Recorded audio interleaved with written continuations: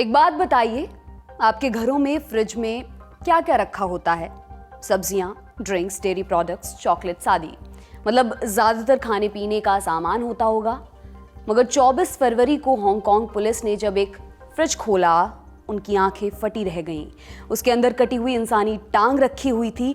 Police को शक हुआ, फिर उन्होंने पूरे घर की तलाशी ली। उन्हें घर के अंदर 2 और बर्तन मिले। एक बर्तन में खोपड़ी और दूसरे में पसलियों और बालों को छिपा कर रखा गया था। CNN की रिपोर्ट के अनुसार कुछ अंग अभी भी लापता हैं। पूरी तस्वीर एक वीभत्स हत्या की तरफ इशारा कर रही थी। जब इस घटना की जानकारी बाहर आई और लाश की पहचान हुई, तब पूरा हांगकांग सन्न रह गया। वो लाश मशहूर मॉडल और सोशल मीडिया इन्फ्लुएंसर एबी चोई तिनफुंग की थी। 28 साल की एबी चोई कई फैशन मैगजीन्स के कवर पर छप चुकी थी। उसका सोशल मीडिया पर भी अच्छा खासा फैन बेस था। इस केस में सबसे दिलचस्प हिस्सा आरोपियों का है। चोई की हत्या का आरोप उसके पूर्व पति और पूर्व पति के पिता, भाई और मां पर लगा है। चारों को 27 फरवरी को अदालत में पेश किया गया। आरोप हैं कि चारों ने पैसे के लालच में चोई की हत्या की और उसकी लाश को ठिकाने लगाने की साजिश भी रची।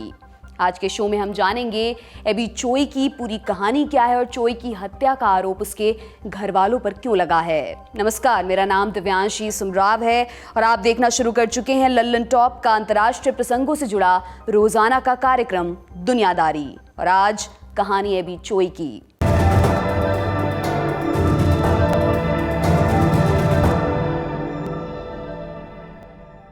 सबसे पहले आप ये तस्वीर देखिए। ये लॉ ऑफिशिये मोनाको का कवर पेज है। लॉ ऑफिशिये फ्रांस की फैशन मैगजीन है। इसके दुनिया भर में कई एडिशंस हैं।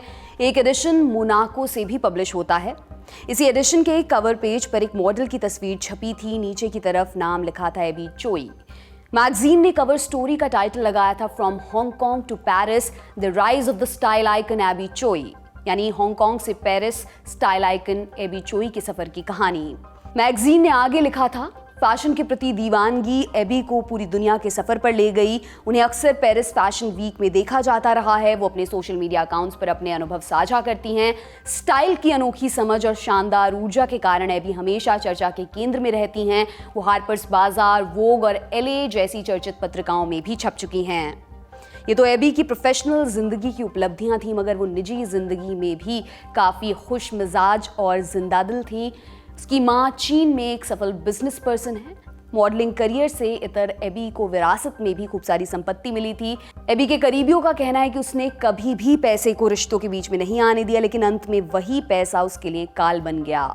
एबी चोई की पहली शादी एलेक्स कोंग से हुई थी। उस समय एबी महज 18 साल की थी। ये शादी बहुत चली नहीं। 3 बरस बाद ही दोनों का तलाक हो गया। हालांकि तब तक उसके 2 बच्चे हो चुके थे। तलाक के बाद भी एबी ने अपने पूर्व पति एलेक्स और उसके घर वालों का खर्च उठाना जारी रखा। वो लगातार उन्हें पैसे और गिफ्ट्स भी भेजती थी। उसने एलेक्स के परिवार को बिजनेस शुरू करने के लिए लगभग 1 करोड़ रुपए भी दिए थे। वो बिजनेस बाद में डूब गया, साथ में पैसे भी। इसके बावजूद उसने एलेक्स को सेटल कराने का वादा किया था और वो हमेशा मदद करती भी रहती थी।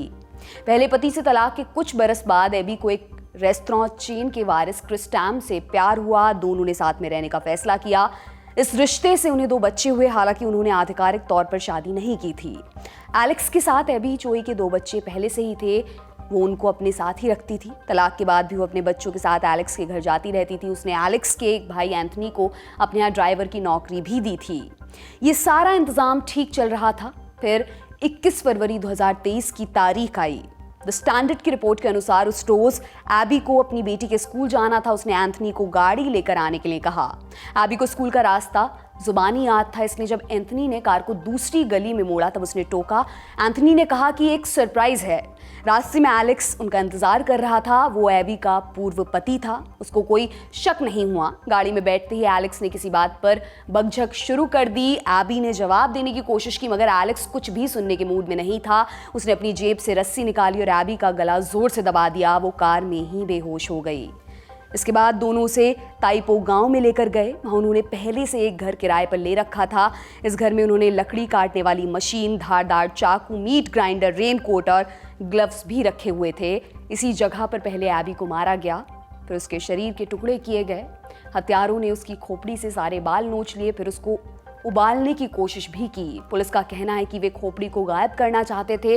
उन्होंने भारी हथौड़े से तोड़ा भी, लेकिन जब वे कामयाब नहीं हुए तब उन्होंने खोपड़ी और बालों को सूप उबालने वाले बर्तन में ढककर रख दिया। कुछ टुकड़ों को उन्होंने फ्रिज में बंद कर दिया, फिर वे घर छोड़कर भाग गए। उधर 21 फरवरी को जब एबी घर लौटकर नहीं आई तब उसके पार्टनर क्रिस ने पुलिस में किडनैपिंग की शिकायत दर्ज कराई। पुलिस ने कई दिनों तक तलाश की। उन्होंने एलेक्स और उसके घर वालों से कांटेक्ट किया, लेकिन सब अलग अलग बयान दे रहे थे। पुलिस को शक हुआ, फिर उन्हें ताइपो गांव के एक कमरे की टिप मिली। वहां छापेमारी के बाद पूरी कहानी खुलकर सामने आ गई। पुलिस ने उस घर से हत्या में इस्तेमाल हथियार भी बरामद किए हैं। हालांकि पुलिस की तलाश अभी पूरी नहीं हुई है। उन्हें एबी का हाथ और कुछ दूसरे अंग अभी तक नहीं मिले हैं। वे गांव के कब्रिस्तान और ड्रेनेज सिस्टम की खाक छान रहे हैं। अब सवाल आता है कि एबी चोई की हत्या की वजह क्या थी। मीडिया रिपोर्ट्स के अनुसार इस घटना का लिंक एक फ्लैट की बिक्री से जोड़ा जा रहा है। एबी ने पहली शादी के दौरान 72 करोड़ रुपए की लागत से एक घर खरीदा था अपने पहले ससुर के नाम से। एबी उस फ्लैट को बेचने की कोशिश कर रही थी। इसको लेकर उसके पूर्व पति का परिवार नाराज चल रहा था। उन्हें लग रहा था कि सारा पैसा एबी के नए पार्टनर के पास पहुंच जाएगा। उन्होंने उसको बहुत मनाने की कोशिश की। जब एबी ने उनकी बात नहीं मानी तब उसके पूर्व ससुर क्वांग काउ ने उसकी हत्या की योजना बना दी। काउ का पुराना क्रिमिनल रिकॉर्ड रहा है। वो एक समय हांगकांग पुलिस में सर्जेंट हुआ करता था। उसे पुलिस सेवा मेडल भी मिला।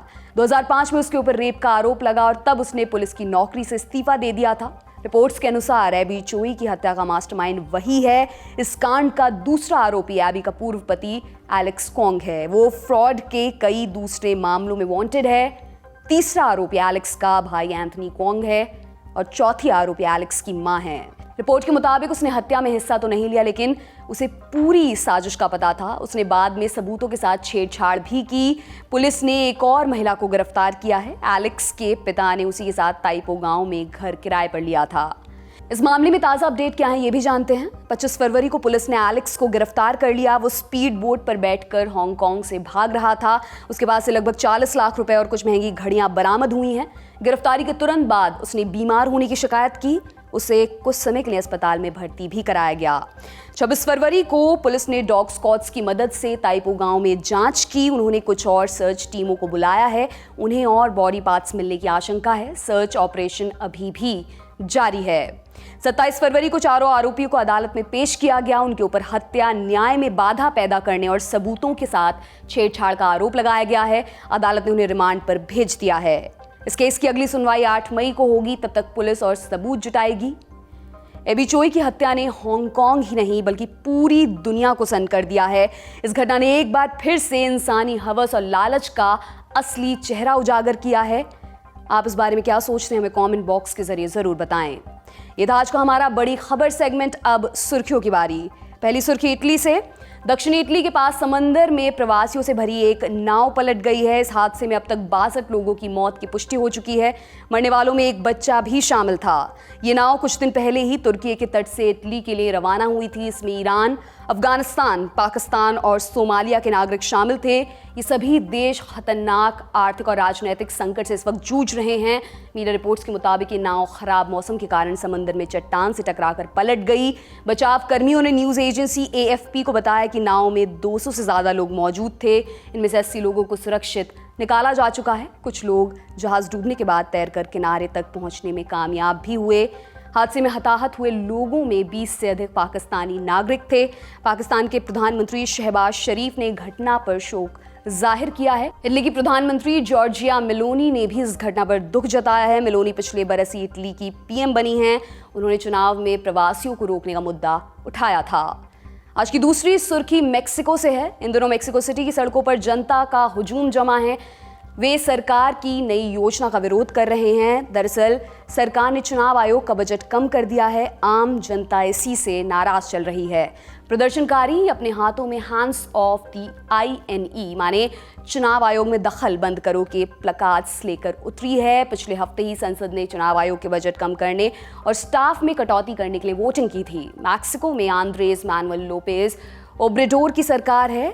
राष्ट्रपति लोपेज ने चुनाव आयोग पर पक्षपातपूर्ण होने का आरोप लगाया है, लेकिन उनकी चुनाव आयोग से पुरानी दुश्मनी है। 2006 के चुनाव में लोपेज की हार केवल 1% वोटों के अंतर से हुई थी। कई महीनों तक उन्होंने अपनी हार स्वीकार ही नहीं की थी। उन्होंने उस वक्त भी चुनाव आयोग पर धोखाधड़ी के आरोप लगाए थे। ऐसा ही 2012 के चुनावों में भी हुआ था, लेकिन जब लोपेज 2018 में चुनकर आए तब से वो आयोग के बजट में कटौती की बात कर रहे हैं। उनका कहना है कि ऐसा करने से हर साल टैक्स पेयर्स के लगभग 12,000 करोड़ रुपए बचेंगे, पर विपक्षी इसे चुनाव आयोग को कमजोर करने की साजिश बता रहे हैं। आज की तीसरी और अंतिम सुर्खी बेलारूस से। बेलारूस और रूस इन दिनों पक्के दोस्त बने हुए हैं। यूक्रेन पर हमले के बाद बेलारूस ने अपनी दोस्ती साबित भी की। यूएन में उसने रूस के पक्ष में वोट दिया। हमले के लिए रूस को अपनी जमीन का एक्सेस भी दिया हुआ है, लेकिन अब बेलारूस से हुए एक हमले में रूस का एक विमान क्षतिग्रस्त हो गया है। यह हमला बेलारूस के एक प्रतिबंधित संगठन ने किया है। उस संगठन का नाम है बाइपोल। संगठन ने अपने टेलीग्राम चैनल पर इस हमले की पुष्टि की है और लिखा है कि हमले में विमान के सामने और बीच के हिस्से को नुकसान पहुंचा है, साथ साथ इसके रडार और एंटीना को भी डैमेज हुआ है। बाइपोल बेलारूस में प्रतिबंधित संगठन है। इसमें बेलारूस के कुछ पूर्व सुरक्षा अधिकारी शामिल हैं। ये मूलतः बेलारूस के राष्ट्रपति अलेक्जेंडर लुकाशेंको का विरोधी है। संगठन का मानना है कि लुकाशेंको छल कपट से सत्ता में बने हुए हैं, इसलिए देश में जल्द ही लोकतांत्रिक उसूलों पर चुनाव करवाए जाने चाहिए। हमले के बाद संगठन से जुड़े हुए एक व्यक्ति ने कहा कि युद्ध की वजह से बेलारूस के लोग डर के साए में जी रहे हैं, इसलिए ये हमला बहुत ही बहादुरी वाला था। देश दुनिया की तमाम हलचलों पर हमारी नजर लगातार बनी रहेगी। आप बने रहिए दी लल्लन टॉप के साथ। आज के दुनियादारी में इतना ही। कल फिर आपसे मुलाकात होगी, इसी उम्मीद के साथ विदा लेती हूँ। शुक्रिया, शुभ रात्रि। सिर्फ 59 रुपए महीने में पाइए YouTube पर LT प्रीमियम। किसी भी प्लेटफॉर्म से 3 दिन पहले देखिए हमारे प्रीमियम प्रोग्राम जैसे guest in the news room, किताब वाला आदि। इसके अलावा बहुत कुछ। सब्सक्राइब करने के लिए लल्लन टॉप के YouTube चैनल पर जाकर क्लिक करें ज्वाइन बटन।